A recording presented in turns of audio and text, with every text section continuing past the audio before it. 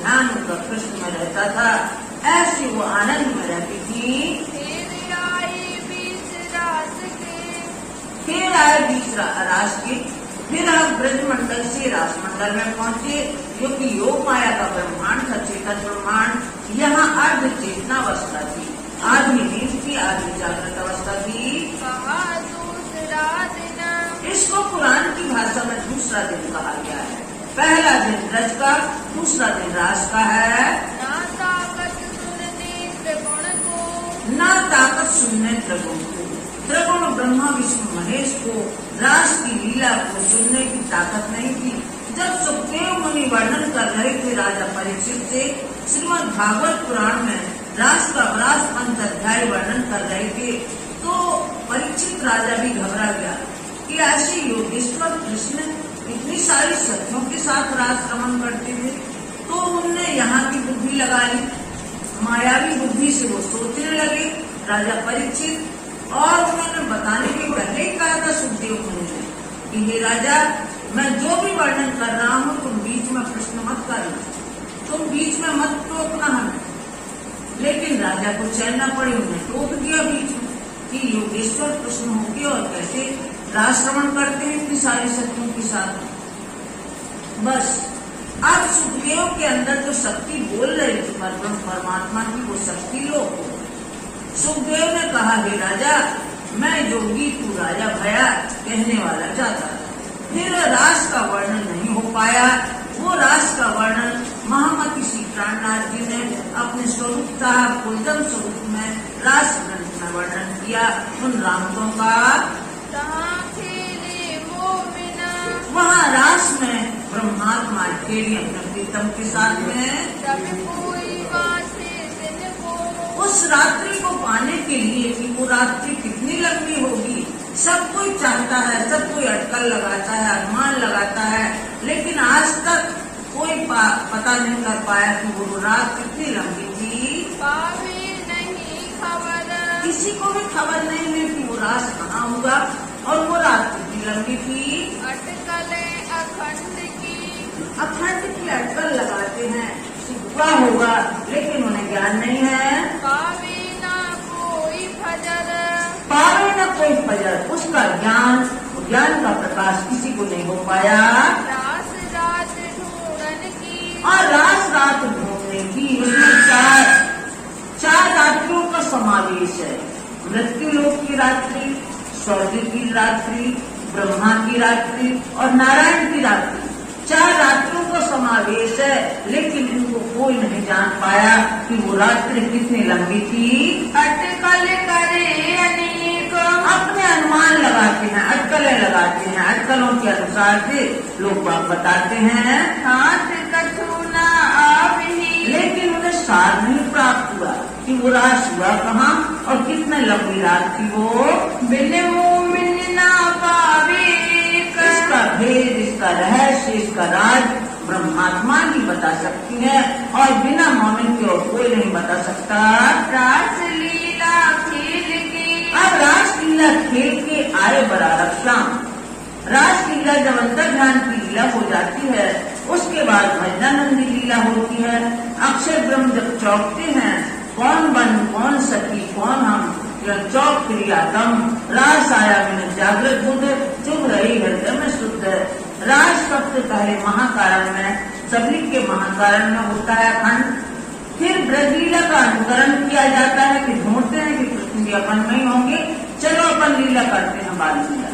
फिर श्री कृष्ण जी प्रकट हो जाते हैं, तो ये बाद में अखंड होती है। ब्रजलीला जबकि हुई पहले थी, लेकिन अखंड बाद में होती है। फिर इसके बाद सब सखियां जब आता है रास ग्रंथ में, झीलना गाया जाता है। सब लोग खेलते खेलते राम से करते करते थक जाते हैं, यमुना जी में झीलना करते हैं। फिर फलचंद ये बाजोकिया का भोग लगता है।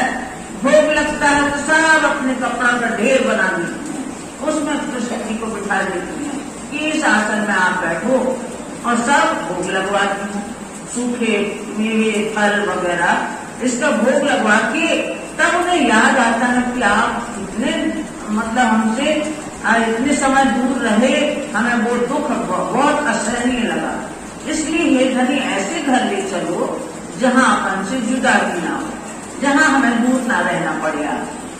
ये उन्हें ज्ञान नहीं था कि हम परम धाम की रहने वाली हैं, वहां जाना है, क्योंकि ये योग माया का ब्रह्मांड था। आधी नींद की, आधी जागृत अवस्था, पूरा उन्हें चेतना नहीं थी कि हम क्या कह रहे हैं और कहाँ जाना है। तब धनी ने एक क्षण के लिए परम धाम में जागी, वो सुनता जागी तो वो देखे, अरे हम तो दुख देखने गए थे, दुख तो देखा ही नहीं, क्योंकि अपने प्रीतम के साथ रास में रही, ब्रज में रही, यहाँ संसार में तो आए नहीं, न आदि पानी पत्थर पूजा है, न अनेक जाति वर्णों में गई है। तब ये तीसरा ब्रह्मांड बना। लेकिन जो शक्ति थी काम कर रही थी, वो राज्य की शक्ति, राज्य के वचनों को लेकर के अरब में प्रकट हुई। मुस्तफा बेग के तन में मोहम्मद साहब, ये हमारा जिनको हुक्म का स्वरूप कहते हैं, ये हमारी वाणी लेकर जिसको कुरान कहा गया है, ये प्रकट के वहाँ आई बड़ा अरब श्याम, बड़ा अरब यानी अरब में पहुँचे। सुवासिती मोमिन की, जो ब्रह्मात्मा का पत्र है, ब्रह्मात्मा के घर की बातें हैं, ये मोमनों के वास्ते वो ज्ञान लेके आए। पूरन की मनोरथ काम, सबके मनोरथ पूर्ण करने के लिए, कि सबको याद आ जाए कि हम कहाँ के रहने वाले हैं, वो ज्ञान लेके वहाँ आए। ये है दिन तीसरा, ये तीसरा दिन कहलाता है कुरान के हिसाब से।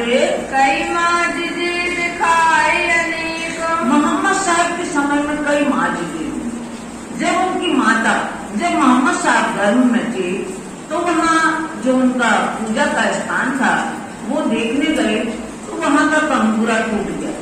जब वो यमुना के गर्भ में थे तो कंगूरा टूट गया। तो पंडितों ने कहा कि ये संकेत मिलता है, कोई ना कोई ऐसा अवतार होने वाला है जो पहले से लिखा था।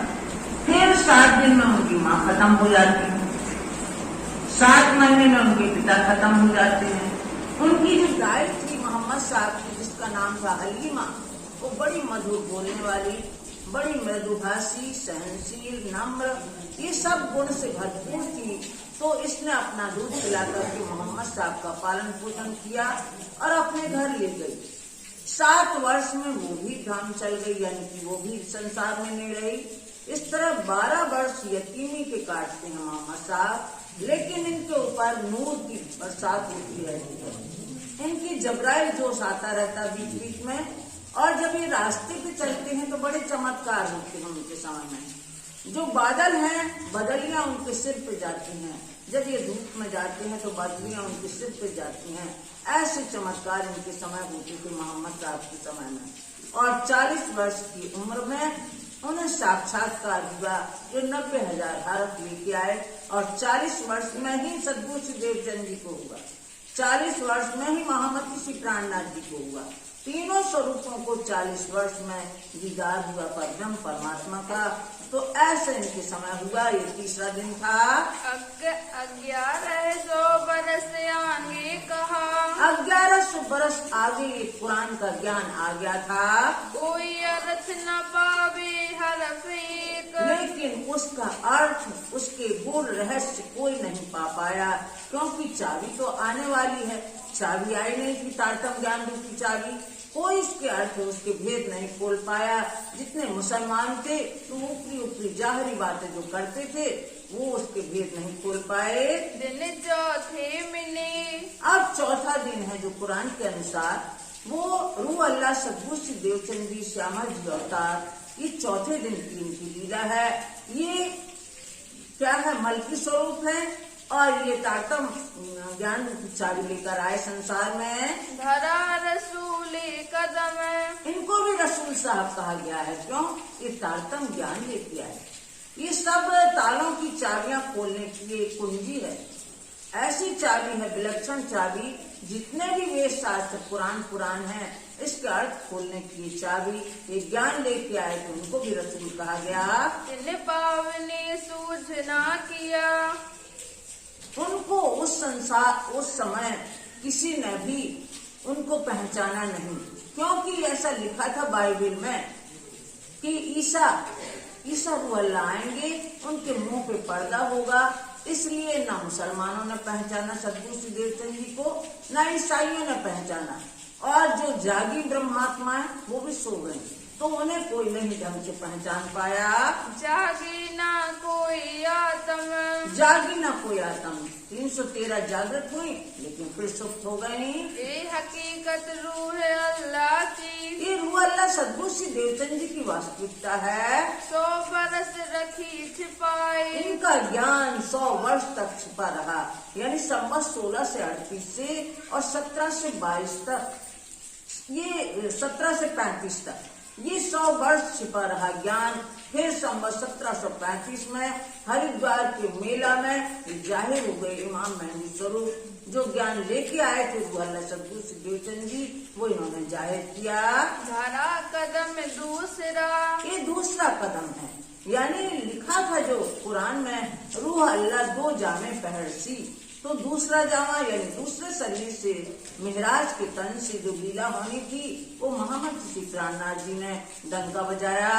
दई रूहों को पहुँचाए, दई रूहों को ये ज्ञान पहुंचाया। यह दिन है 5वां, मोहम्मद श्री प्राणनाथ जी का 5वां दिन है। इमाम की इमामत, इमाम की इमामत, जैसे डॉक्टर की डॉक्टरी होती है, अध्यापक की अध्यापकी होती है, इसी तरह नबी की नबूवत होती है, इमाम की इमामत, यानी जो पथ प्रदर्शक हैं तो वो पथ रास्ता दिखाने वाली।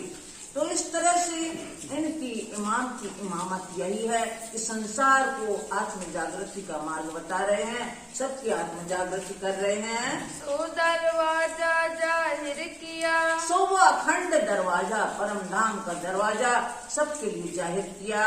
फरदा रोज क़यामत, जिसको कुरान में बार बार फरदा रोज क़यामत कहा गया है कि फरदा रोज क़यामत में आत्म जागृति होगी, तो वो आत्म जागृति का मार्ग बताया उन्होंने।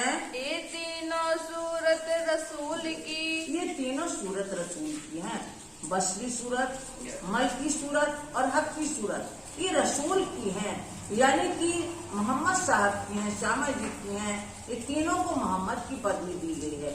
मोहम्मद महम्द, जिसकी प्रशंसा ना की जा सके, यानी कि जो अनुपम है, जिसकी प्रशंसा ना की जा सके, ऐसे जो महान व्यक्तित्व हैं इनको मोहम्मद की संज्ञा दी गई है। तो ये बसरी मोहम्मद, मलकी मोहम्मद और हकी मोहम्मद, ये तीनों मोहम्मद की श्यामा जी की तीनों सूरतें हैं। वास्ते काम किए मोमिना, वास्ते काम किए मोमिनों के लिए ही इन 3 सूरतों ने समय समय पर जो इन्हें कार्य सौंपा गया उन्होंने किया। कई लोगों दिखाए माजिजे, जिस तरह से बसरी सूरत को बताया गया कि आपको संसार में शरीयत का ज्ञान देना, उन्होंने शरीयत का ज्ञान दिया। एक ईश्वर ब्रह्म की उपासना कहा, इस्लाम धर्म की स्थापना की, सबको रहना सिखाया, बसर करना सिखाया बसरी सूरत में।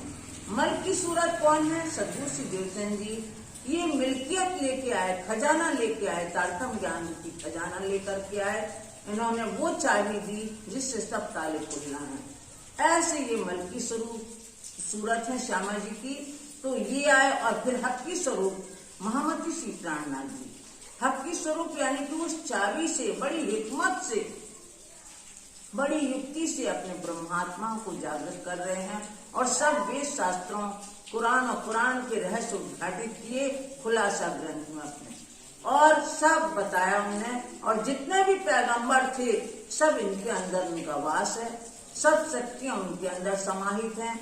ऐसे महामती श्री प्राणनाथ जी ने बड़ी हिकमत से सबको जगाया। तो ही ना पति जे मन, तो भी विश्वास नहीं आता लोगों को, तो ही न पति जे मन, तो भी मन विश्वास नहीं करता लोगों का। अब छठा दिन जुम्मे का, अब छठा दिन जुम्मे का है, जिसको जुम्मे शुक्रवार कहा गया है, जुम्मे का दिन है। ये सब सुंदर साथ का दिन है। ये छठा दिन सब आत्म जागृति का दिन है, सब जाग करके मिलेंगे। कहा मोमिन जमा भय, कहा मोमिन जमा भय, सब जागृत होकर के और एक साथ हमें जागना है। ये सब होत तिन वास्ते, ये सब हो तिन वास्ते, ये इसीलिए हो रहा है, आत्म जागृति इसीलिए हो रही है कि हे ब्रह्मात्मा, तुम जो वादा करके आई थी परम धाम से कि हम नहीं भूलेंगे, हम अपने घर को याद करेंगे, हम अपने धनी को याद करेंगे और अपने आप को नहीं भूलेंगे कि तू कौन है, कहाँ से आई है, कहाँ तेरा भरतार है। तुम अपनी आत्मा को पहचानो कि तुम कौन हो, कहाँ की रहने वाली हो, किस लिए आज संसार में आई हो। ये सब करने के लिए ये अब जागने का दिन आ गया है। सुकन जबराइल कहे, और जबराइल जो जोश का फरिश्ता है वो वचन बार बार कहता है, ए माज जे मोमिन देखी। ये चमत्कार मोमिनों ने, ब्रह्मात्माओं ने देखे हैं, चाहे वो मोहम्मद साहब के समय में हो, चाहे वो सदगुरु श्री देवचंद जी के समय में हो। आप लोगों ने थोड़ा सा, स्वामी लालदास जी ने थोड़े चमत्कार लिखे, ज्यादा नहीं लिखे। कहीं वहाँ हरिदास जी के यहाँ भोजनगर में, तो कहीं यहाँ कि दो चुगलखोर जाते हैं और रात भर दिया का चक्कर लगाते हैं, रात भर एक कुएं पे चक्कर लगाता है, एक दूसरे गांव में निकलता है। यही तो चमत्कार है उनके समय के।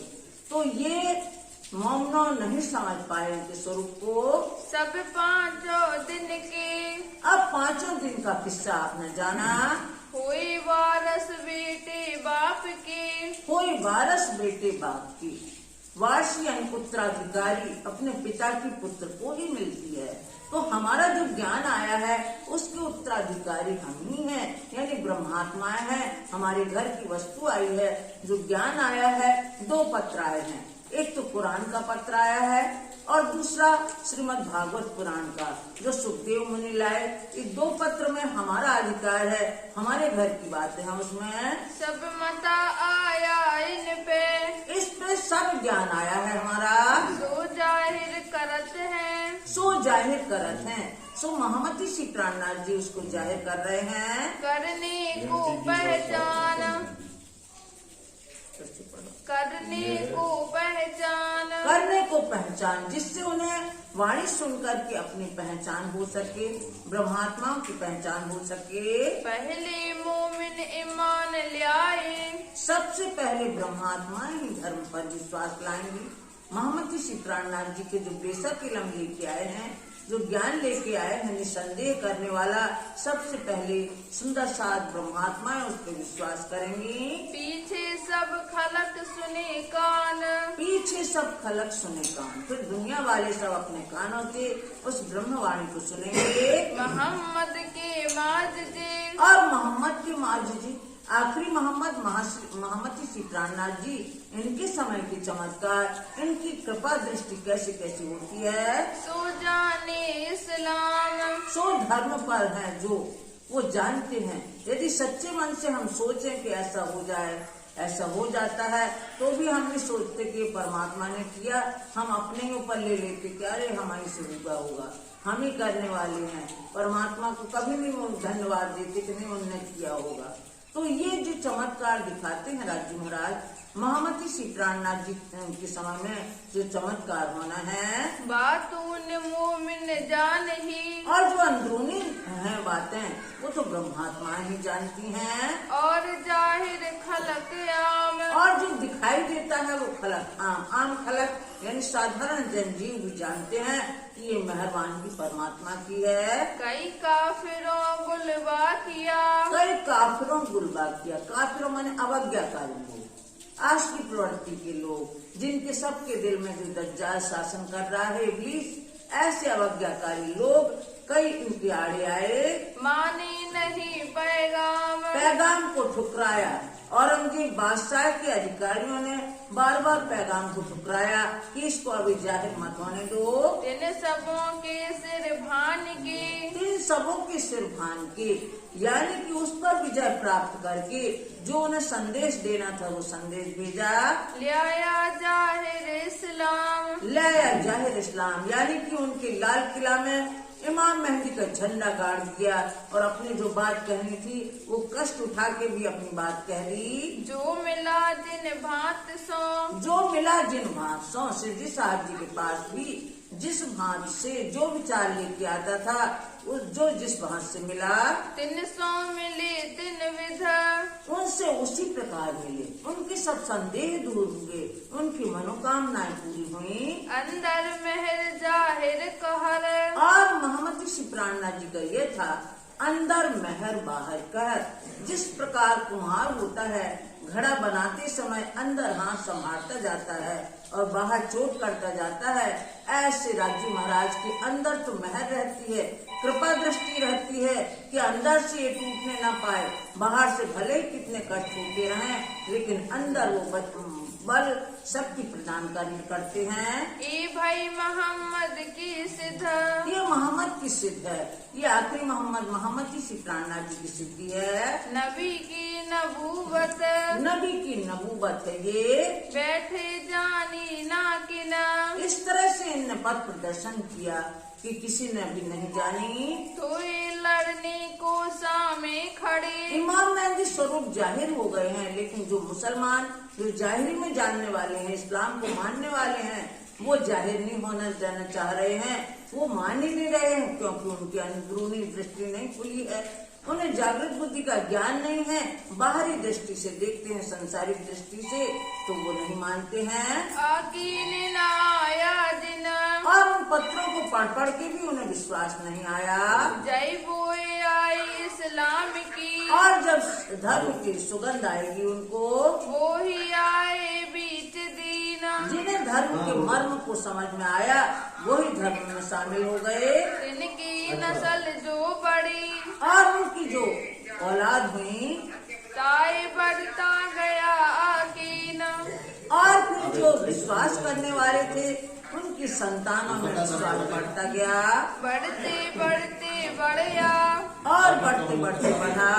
आम आई बीच दीना, आम आए बीच दिन। आम लोग, साधारण जनता भी जब उन्हें ज्ञान की खुशबू आई, तो वो भी धर्म में शामिल होने लगे। यही मोहम्मद के वास्ते, यही मोहम्मद के वास्ते, मोहम्मद श्री प्राणनाथ जी के ज्ञान से प्रभावित होकर सब चले आ रहे थे भीड़ में। लड़े काफिरों से ले आकीना, और ये पक्का विश्वास लेकर के कि धनी हमारे सिर पे खड़े हैं, हमारा बाल बांका नहीं हो सकता है, ऐसा विश्वास लेके इन अधर्मी लोगों से लड़े वो।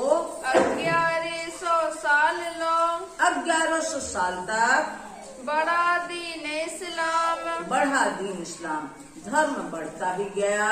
किया था वायदा दिल सो, और जो वादा किया था, हक फिर आएंगे दिन ठाम, मोहम्मद साहब ने वादा किया था कि आखिर में मैं भी आऊंगा और ब्रह्मात्माओं की सिफारिश करूंगा।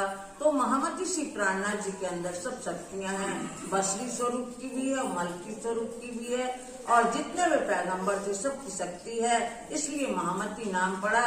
तो उनने कहा था मैं आऊंगा, तो वो आए हैं इस समय। मेरी 3 सूरत को, मेरी 3 सूरत को, यहाँ श्यामा जी की 3 सूरतें हैं जो बसरी मल की हकी हैं। पहचानियो अब तुम, उनको पहचान लेना कि किसको कौन सा काम सुपुर्द किया गया था, कौन संसार में उनको काम करना था, वो उन्होंने किया।